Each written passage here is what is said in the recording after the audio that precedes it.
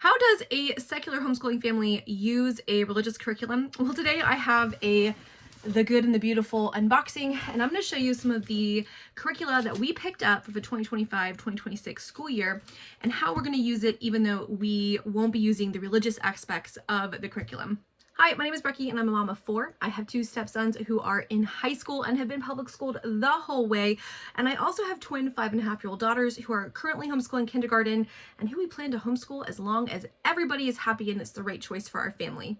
Today, I'm going to show you some of the curriculum that I picked up for the next school year, the 2025 to 2026 school year, that we're going to be using from The Good and the Beautiful. The Good and the Beautiful has become kind of synonymous with beginner homeschooling. Before I ever thought about homeschooling, I knew about The Good and the Beautiful. They were kind of the pandemic parents outreach, I feel like, for the homeschooling world.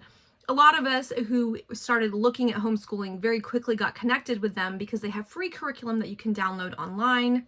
And they have a wealth of book lists and just a variety of subjects. And they really are good and beautiful. You have to hand it to them. They make really beautiful curriculum. This last year, we did use a Good and the Beautiful curriculum, the Little Hands and Hearts science curriculum for young learners, and we used The Wind and the Waves. I also have Field and Flowers, and if you want me to do a review of the curriculum that we've used in the past, let me know. I'm happy to do a flip through of all of their science curriculum. You're definitely going to see some of that in this video and in picks for next year. But The Good and Beautiful is an explicitly Christian company. They're an explicitly Christian curriculum. The founder is a LDS, member of the Latter-day Saints, or commonly called Mormons, and she has the curriculum reviewed by different evaluators from a variety of denominations that homeschool. I think she said that it's reviewed by like Lutherans, Baptists, certain kinds of Methodists, the Assemblies of God, a couple of other denominations. So even though it's written by someone in the LDS tradition, lots of different sort of Christian theologians review it for content. And basically it's sort of like broadly theistic with some Jesus sprinkled in, but there's no theology. So can someone secular use it, and how can you do that?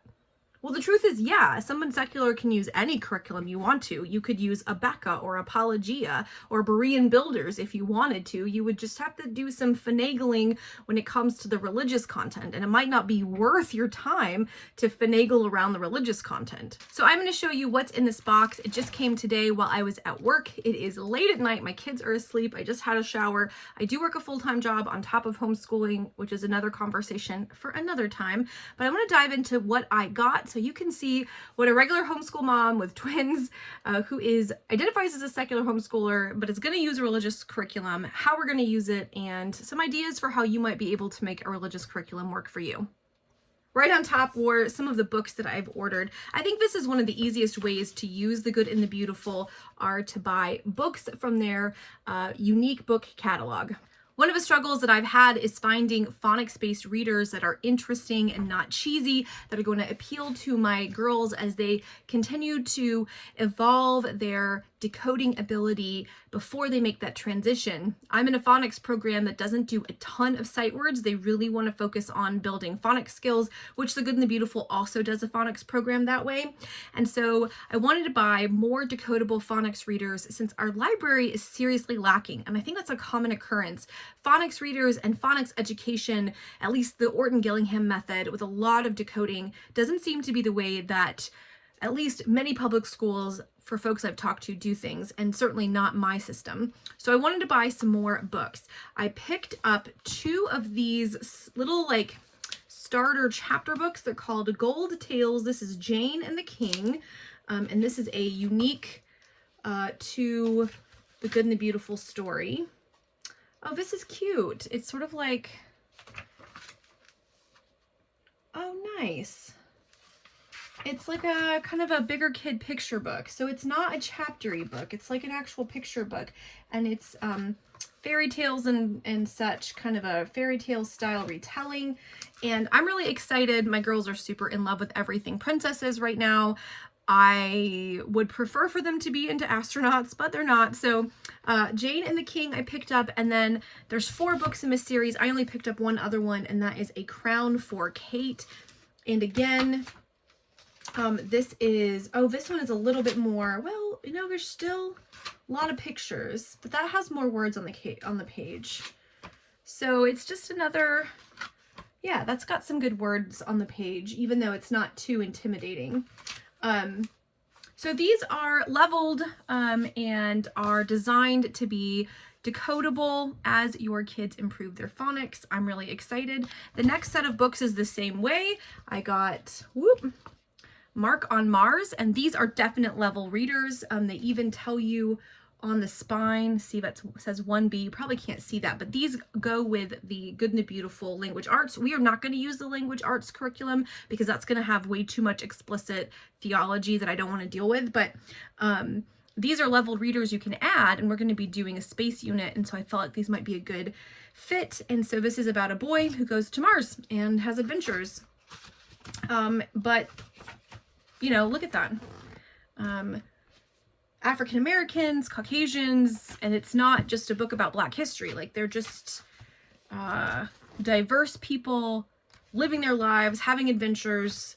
Their ethnic background and heritage is not the most important thing about them. They're just doing stuff. That kind of DEI, that kind of implicit diversity, the commitment to showcasing all kinds of people doing everyday things, I really love. And I was surprised about it when I discovered the curriculum and reviewed it. So I've really liked that. These are beautiful books. These are sweet books. And they are phonics based. Like, look at that. There's like a whole Mars rover here. This is cool. So I got these set of decodable readers, and then this set of slightly nicer readers. And again, I'm building a library of phonics-based decodable readers because our public library doesn't have very many. So I'm building a bunch for the girls because I want them to feel like they can go to their shelf and grab a book and read it like a big kid. So this is the first round of books that I purchased. The next thing is one of the places where Good and the Beautiful has a lot of fame, and that's for its handwriting curriculum. I think a lot of people will go to Good and the Beautiful for handwriting. This is their level K. Now, we've already worked through 2 full levels of handwriting without tears, and we have a 3rd level. I just wanted to give the girls something else and something they can practice, particularly something that we could take over the summer. And these little half-size books are absolutely adorable. And they're honestly not that different in how they structure handwriting from Handwriting Without Tears. I don't use the Handwriting Without Tears teacher guide, so it'll be a little bit more basic than what they've been doing, but I think that's fine. They'll have some little activities. Honestly, I think this is a little bit more fun than Handwriting Without Tears. And so I am thinking that they may enjoy this a little bit better. So I got 2 of the level K. And because there was a sale, and this way I don't have to worry about ordering them later, I went ahead and got 2 of the beginning print 1st grade handwriting tablets. And I will just do a quick preview so you can sort of see. It's a lot of the same, and I like the spiral bound where you can just do 1 page. Oh, I really, really like that for these younger writers. And again, this is just a lot of letter practice. I'm not seeing anything that would give me pause. Again, I'm just doing, oh, well, here's something. Now that I say that, pray always. If you're secular, you might just like X that one out and maybe put a piece of paper over it. But yeah, I'm not super worried about that. That doesn't bother me, but you have to decide for yourself. So lots of different stuff. I like that we're starting to see some of the sight words and things. I bet this matches the, oh, I am blessed. So, okay. Well, level K I think would be totally fine if you were super secular. Level 1 might have some things that you need to review and decide for yourself if they're okay. We are progressive Christians, we're theists, so it doesn't bother me. But if you're super secular, you're atheist, or you're agnostic, you may want to think, and if you want me to do a full review where I can let you know how many different religious references there are, let me know. We're not going to be bothered by it. I'm excited by these. I think they're going to be great. Again, just another tool. We weren't super loving Handwriting Without Tears. It was just sort of, it was just a handwriting curriculum. So I decided these are about the same price point. Let's try these out since they were on sale. All right, so then we have a unit on flower study that I got. So it has this book and it comes with this card game. So this is a flower study, kind of an intro to kind of flower botany. And it's all about different, look at these beautiful flowers. Holy macaroni. Oh, the dahlia. Oh my gosh. Sort of facts about flowers. This is just a really beautiful book.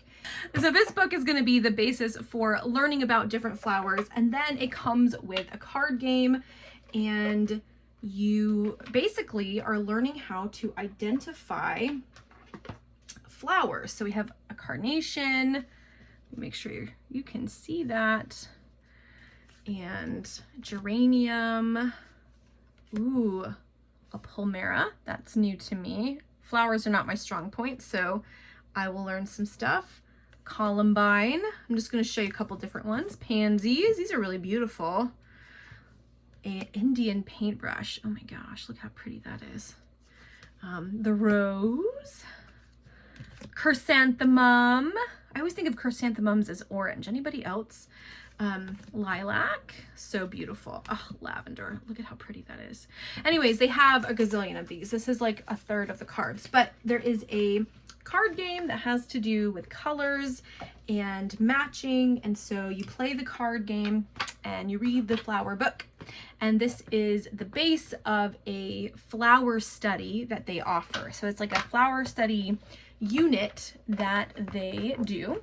So we're going to do this unit, but the unit also comes with 2 additional books. Let me grab them. All right, so the 2 additional books for the flower study unit are Plant Hunters, the stories of 2 women botanists, which looks super awesome. Really looking forward to this. I don't know who Anna Atkins is, but looks super cool. We love reading about women scientists, so this is going to be the first of our books that go with our plant study unit, and then Carl in the Garden, and this is about Carl Linnaeus, and that is new to me. And again, it's that same really lovely Good and the Beautiful style. So you get, there is a sort of flower botany unit, which has these 2 picture books, this card game, and then the corresponding flower study guide. So this is all one unit that I purchased, and I think we're going to do this coming term because I really wanted to switch things up. I think this will be a great thing to do this spring with the girls, and then we can have a card game that we can play. And I think this will be fun because they're already going out and identifying flowers that grow in my yard. So I think that would be great. To go along with it, I bought these 2 botany coloring books. They're not activity books. I don't think that these are essential in any way. They're very simplistic. I bought them because buying the 2 of them would get me to free shipping, and that would be about the same cost, to be honest with you, if I'm being totally transparent. But I like the idea. You could learn to like label the parts of a flower, and there's a lot of coloring and simple cutting activities, right? Draw your own flower, color in the shelf, color in the different things. I mean, it's very, very, very simplistic. This is in no way essential at all. These were designed to be, if you're doing a family unit study and you want your pre-K or kindergarten or maybe even first grader to color something while big kids do a lesson, you can give them their own special workbook. That's really what these were designed to do. I could take these or leave these. I have a couple others in different topics and they've been fine, but I got them again to get to free shipping, but also to go along with my plant study, and we'll focus on pairing what we learn about flowers with some of the things we learn in here and just make it a fun end of year spring study. So I'm excited about that. All right, the rest of the box is science curriculum, and this is where The Good and the Beautiful absolutely shines and really has a corner on the market. There is a real lack of curriculum for early elementary school kids in the sciences. Everything that I have looked at has been really boring, to be honest with you. I have looked at maybe 4 different secular science curriculums designed for lower elementary school, and they have been just really boring. They have focused on a singular topic for a whole school year. Even Blossom and Root, which is a beautiful curriculum, is one topic for a whole year. And my personal philosophy is that kindergarten, first and second grade is the time to set a feast of ideas, expose your kids to as many different topics in a reasonable way as possible. I want them to have a charcuterie of ideas and concepts that they can feast on and then dig in deeper starting in 3rd grade. The only science curriculum that really does a nice feast of topics in a way that is beautiful and accessible is The Good and the Beautiful. I haven't found anything that compares or comes close, and I have reviewed at least 4 different curricula, and that's what I could afford to purchase on my own, okay? So I want to show you the 2 curricula that I purchased, and I will now have all 4 of the Little Hearts and Little Hands sets that are out.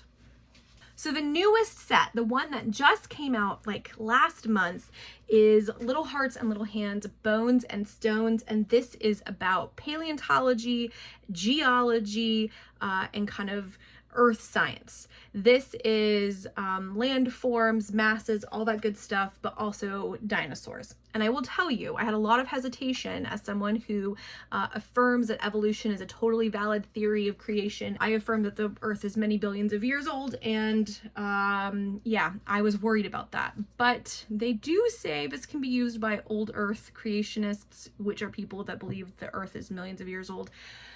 So let's hope that I don't have to do too much dissecting when it comes to the talking about fossils and stuff. That was my real big concern.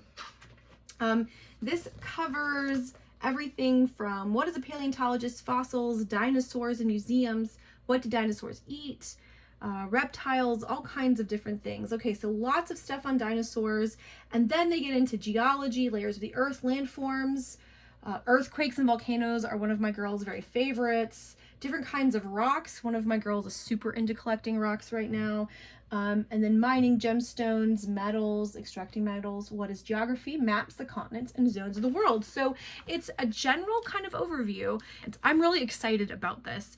I am super hopeful that we can use the dinosaur part because I think it'll be fun. I mean, look how cute this is, y'all. I mean, look at that. Oh my gosh, it's so beautiful.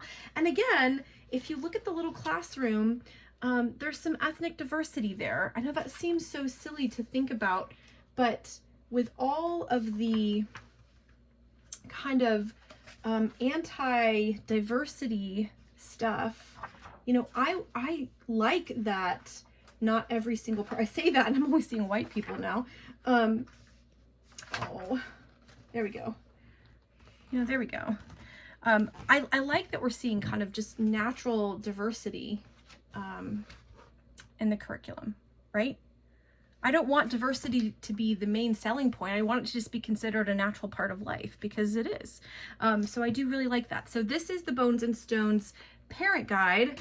All right, and then this is the Big Book of Science Stories. If you're unfamiliar with how the Little Hearts and Little Hands curriculum works, you have a parent guide that lays out a simple lesson. For example, what is a paleontologist? They give you an opening. If it has an audio narration, they tell you where it is, and then you follow the audio narration, and it has little chimes, and you follow them along. But then when it's not an audio narration, like here with fossils, you have an opening and some questions to ask, and then you read a story, and then you have discussion questions. Very open and go, very easy to use. So this is the Big Book of Science Stories. And again, just natural diversity. That could be a white kid because probably the majority of people who buy this curriculum are Caucasian, but it isn't because it's a really natural inclusion of diversity. And I have to say, I'd really admire it. Not even secular curriculum, I think, is doing as good of a job. So, oh, look at that ancient aquarium. Look at how pretty this is. Fun facts about landforms, caving. Oh my gosh. The different kinds of rock. Y'all, I'm just really excited to read this for my own enjoyment. And yes, I will need to pre-read all the sections on dinosaurs and fossils to make sure I'm not having to scramble and change too much. But really, I think they're going to handle it well. I'm really hopeful they're going to handle it well and that this is going to be a good curriculum for us to use next year. It's beautiful, it's open and go, it's great science, and again, it's offering a feast of ideas. Which means that the last curriculum in my box is the Sparks and Stars. This is their curriculum that came out last year. So this is their second youngest curriculum in the Little Hearts and Little Hands collection. And this one is about space and also physics and I believe simple machines. So let's look and see if my guess was right there. Yeah, so this is going to cover states of matter, atoms, everything about force, motion, gravity, magnets, and then you get into space travel, rockets, and then all the different planets, comets, stars, the moon, polar auroras, and then solar power, and then sound, simple machines, motors and engines, farm machines, airplanes, cars and trucks, and then it comes down to trains and float or sink. So this is going to cover a little bit of physics, a little bit of space, quite a bit of space, and then it's going to get into motion and simple machines, and then actually complex machines. So this is really going to cover a whole host of things. And again, my goal is to have a little taste of a lot of different topics to see where they get excited, what sparks interest. If you are someone who wants to do interest-led learning, something like this means they're introduced to a whole bunch of different topics, and then they can run and we can go deep on any one of them. But I mean, like, isn't that beautiful? So this is one of the audiobook narration pages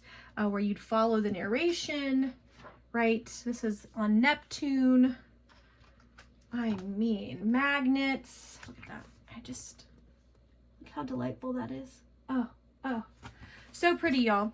Now, this doesn't have a ton of experiments. There are some, but if you want an experiment-heavy curriculum, this is not going to be the one for you. But for me, with our schedule, we have to really schedule in time for experiments. That's not something I want to be doing every week. So if we only did one every 2 or 3 weeks, that's fine with us. We do really like the Big Book of Science stories.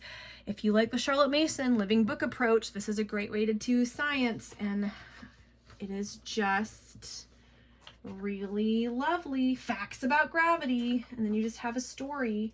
And again, see, look at this natural diversity. We have a wheelchair user, and I bet you, but that's not even the most important thing about him. He's learning about atoms. Here is a family that's learning about climate. Look at this. I just really, y'all, I love how beautiful this curriculum is. And I am confident we will find some religious references. It is a religious curriculum, but for me, I am willing to make that sacrifice for how lovely and useful this curriculum is, because we have loved Wind and Waves. We've already started Trees and Flowers and Fields, which is their sort of biology year, if you will. We're going to love Sparks and Stars, which we will probably do sometime next winter. You're getting a preview of my science picks and plans. And I don't know when we'll do this, but we're going to do it all, and it's going to be great. And I just really love it. Yeah. Alrighty, friends, so this is my stack, my haul from the good and the beautiful. Yes, you can be a secular homeschooling family and find plenty of good curriculum with religious sources. For me, the good and the beautiful is so beautiful, and it is so light when it comes to its religiosity, and it isn't really teaching theology. It's very kind of general Christianese that I don't mind using it. I can happily skip over phrases that might get mentioned in the science curriculum. What I saw briefly in the handwriting doesn't bother me because we do pray, so that's not a problem for our family. I do think if I was buying the history curriculum that just came out or the literature, language arts curriculum, it might be harder to hop, skip, and jump over some theology that we wouldn't necessarily agree with. But these curriculum and these sweet little books, these sweet little readers that are all phonics, leveled up phonics readers, these are really hard to find. These really are hard to find. Good, interesting, beautiful, not super old-fashioned phonics readers. And I want my kids to be excited about the books they're getting. I want them to go, oh, I can read a book about a kid on Mars. I can do that. I can do that myself. I can. I want that for them. And I want them to see kids doing things. And I want them to see the diversity that's just naturally baked into our world. I want them to have wonder and excitement. And man, the good and the beautiful does it. All right, that's all for me. I need to go put all of this away now, but comment down below and let me know, do you use any products from The Good and the Beautiful? How have you liked them? And if you have found other science curriculums that have a similar appeal or a similar range of topics that get covered, let me know. I am always on the lookout for something that might fit better. While we're committed to all of this stuff and to use it up well, there's always second grade that will be here before I know it. So I'd love your ideas. I hope you guys are all doing super well. It's been a long day, and now I'm going to go to bed. Bye.